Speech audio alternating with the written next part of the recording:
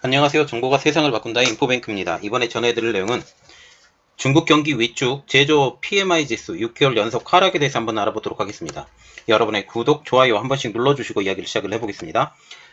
지금 중국의 경기가 계속적으로 떨어지고 있는 것으로 알려지고 있습니다. 제조업 경기가 급속히 악화되면서 위축 국면으로 진입한 것이죠.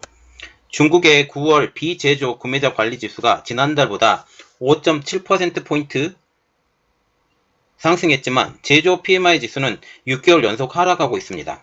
중국에서 코로나19가 가장 심각했던 지난해 2월 이후 처음으로 위축 국면에 들어선 것이죠.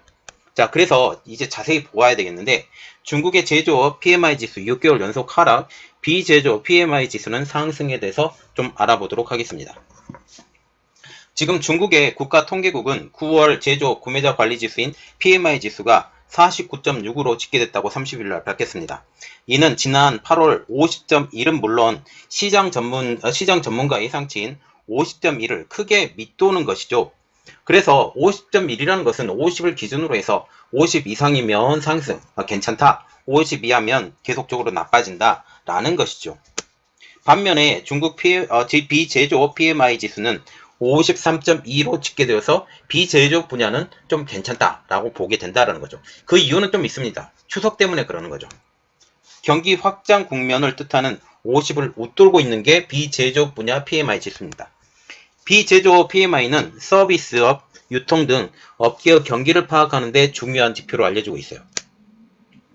비제조 PMI의 상승은 지난해 10월이었던 중추절 연휴가 올해는 9월로 조정이 되면서 운송, 철도, 외식 등 소비 활동에 영향이 준 것으로 보이고 있죠.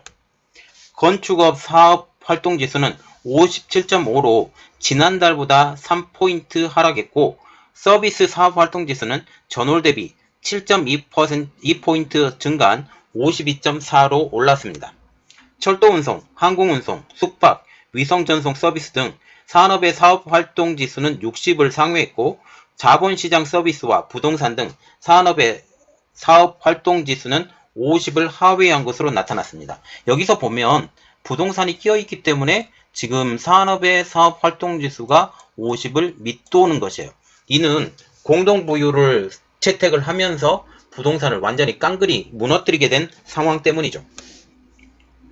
비제조업 신규 수주 지수는 49.0으로 지난달보다 6.8포인트 상승한 것으로 시장의 수요가 회복하는 것을 지금 의미를 하고 있습니다.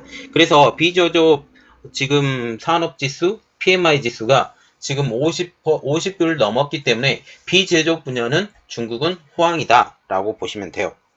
지금 판매 가격 지수와 종업업 지수는 각기 전월 대비 1.2포인트, 0.8포인트 늘어난 50.5와 47.8로 집계됐습니다.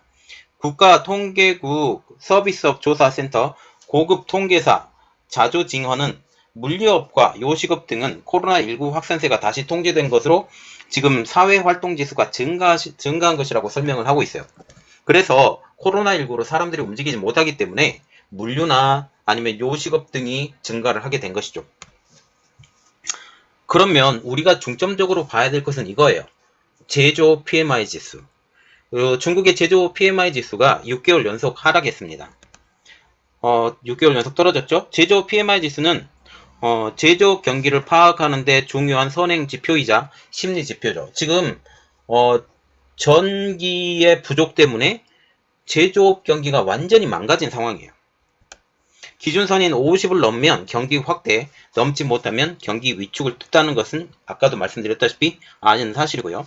중국의 제조 PMI는 지난 3월 51.9를 정점으로 해서 6개월 연속 하락 중입니다.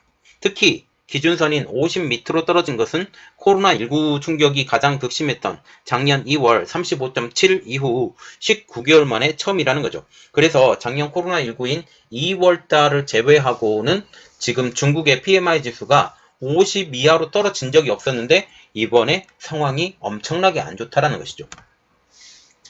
자, 지금 보시면 3월 이후에요. 3월 이후에 하나, 둘, 셋, 넷, 다섯, 여섯 계속 떨어지죠. 쭉 떨어집니다. 제조업 상태가 지금 비리비리하다라고 보시면 돼요. 대기업 PMI 지수는 50.4로 8월보다 0.1포인트 올랐지만 중소형 기업은 각각 전월보다 1.5포인트, 0.7포인트가 하락한 49.7포인트, 47.5로 지금 기록되고 있습니다. 그래서 중국과 같은 경우는 대기업은 그런대로 잘 운영이 되지만 중소기업들은 지금 비리비리하다라고 보시면 돼요. 생산지수와 신규 수주지수는 49.5와 49.3으로 각각 전월 대비 1.4포인트, 0.3포인트 하락한 상황입니다. 그래서 생산도 떨어지고 신규 수주도 떨어지고 그렇게 되는 거죠. 원자재 재고지수는 여전히 50을 하회한 48.2로 집계됐지만 지난달보다 0.5포인트 상승한 것으로 제조업 원자재 재고량 감소폭이 좁아진 것으로 보이고 있어요. 중국은 정부의 고강도 부양책에 힘입어 코로나19 충격에서 벗어났지만 올해 하반기 들어서 확연히 다시 부진해진 모양입니다. 중국이 지금 제조업이 많이 떨어진 가장 큰 이유, 공동 부유를 하면서 이 영향 때문에 가장 크게 된 것이죠. 세계적인 원자재 급등, 세계 공급망 병목 현상 등은 복합적으로 영향을 미치면서 중국 경제 회복 동력이 급속히 약해지고 있습니다. 여기에 최근 들어 발전용 석유 공급 부족과 중국 당국의 경직된 탈탄소 집행 여파로 전국적인 전력 대란이 벌어지면서 중국의 제조업 기업들이 정상적인 조업을 하지 못하고 있는 것도 문제가 있습니다. 중국 국가통계국은 에너지 업종의 경기 부진 등 영향으로 PMI가 기준선 밑으로 떨어졌다고 하면서 수요와 공급이 동시에 둔화됐다. 다시 말하면 수요도 떨어지고 공급도 떨어지고 지금 동력이 하나도 없다라는 것을 지금 뜻하고 있다는 거죠. 중국 자체에서 이렇게 평가를 하고 있는 것입니다. 통계국은 원자재 구매 가격 지수와 출고 가격 지수 모두 높아졌다는 점도 특징을 꼽았습니다. 구매 가격도 오르고 출고 가격도 오르고 그래서 사람들이 살 수 있는 양도 줄고 그리고 제조업 경기가 급격히 하락하면서 중국의 경제 둔화 압력이 더욱더 높아질 것으로 보이고 있다는 거죠.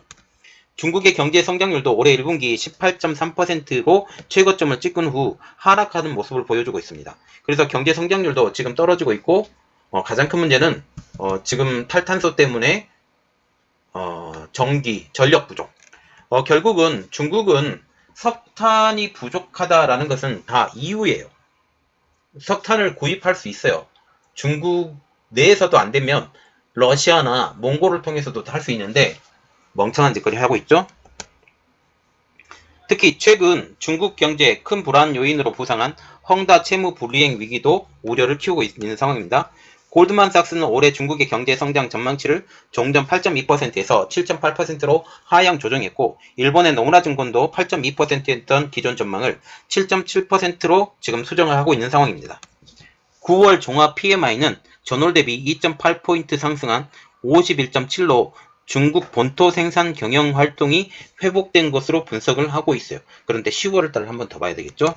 자, 지금 보시면 PMI 지수가 떨어졌다. 특히 제조업 PMI 지수가 떨어졌다라고 지금 얘기하는데 전체 PMI 지수는 올랐습니다. 전체 PMI 지수는 올랐음에도 불구하고 제조업 PMI 지수가 떨어졌다. 그리고 부동산에 대해서 지금 경기가 악화되면서 지금 돈이 안 돌아요. 원래는 중국과 같은 경우는 부동산 경기 때문에 돈이 풍성하게 돌았던 건데 중국이 부동산 경기를 딱 잡으면서 중국의 경기가 완전히 올스톱했고 이것 때문에 사람들이 살 수 있는 여력이 없고 그리고 생산 단가도 오르고 왜냐하면 원자재 상승 그리고 전기값 상승 여러 가지가 복합적으로 되면서 제조업에서의 가격 상승 그러니까 출고 가격도 오르고 생산 가격도 오르고 이렇게 하면서 이제는 인플레이션을 지금 두려워해야 되는 이러한 상황이 됐죠. 이러한 상황에서 이제는 돈줄까지 딱 막아버렸고 이것을 중국 내에서의 인플레이션 현상으로만 만드는 게 아니라 이번에 전력 부족 현상까지 만들면서 전 세계적인 인플레까지 만들겠다라고 하는 게 중국 입장이에요. 그래서 이것에 대해서 우리는 생각을 해봐야 되는데 중국은 중국 자체로의 인플레만 만드는 게 아니라 우리 인플레가 너희까지 퍼져야 돼. 그러면서 이것은 단지 그 호주 때문에 문제가 생겼어 라고 지금 이유를 계속 대는 거죠. 그러나 전체적으로 보면 중국이 지금 석탄을 살 수 있는 능력이 없을까요? 있죠. 러시아에서도 구입할 수 있고 북한에서도 구입할 수 있어요. 지금 말만 하면 구입할 수 있는데도 불구하고 그리고 그 몽골에서도 구입할 수 있고 물론 질이 좀 떨어지는 건 사실입니다. 그러나 많이 떼면 그게 가능하죠. 그런데 하지 않고 있습니다. 왜? 너희 제재 때문에 우리가 못 살아 라고 보여주게 하기 위해서이죠. 그리고 또 하나의 이유는 올림픽 때문에 이렇게 하는 것도 있는데, 이 올림픽 때문이 만약 문제라고 한다면 2월까지 중국 경제는 거의 바닥을 길 것입니다. 이렇게 되면 우리는 생각을 하죠. 중국은 중국 내에서 중국 정부에 의해서 모든 것이 좌지우지된다 라고 하게 되면 이제는 중국은 이제 친기업, 외국 기업에 대해서 친기업이 아니에요. 친기업이 아니기 때문에 이것을 통해서 엑소더스가 더 빨리 일어날 수 있다. 장기적인 측면에서 엑소더스를 해야 된다. 라는 게 저 개인적인 생각입니다. 이번 내용은 여기까지 하겠고요. 저희 내용이 여러분들에게 도움이 됐다 라고 생각을 하시면 구독, 좋아요, 그리고 알람 설정까지 부탁드리겠습니다. 감사합니다.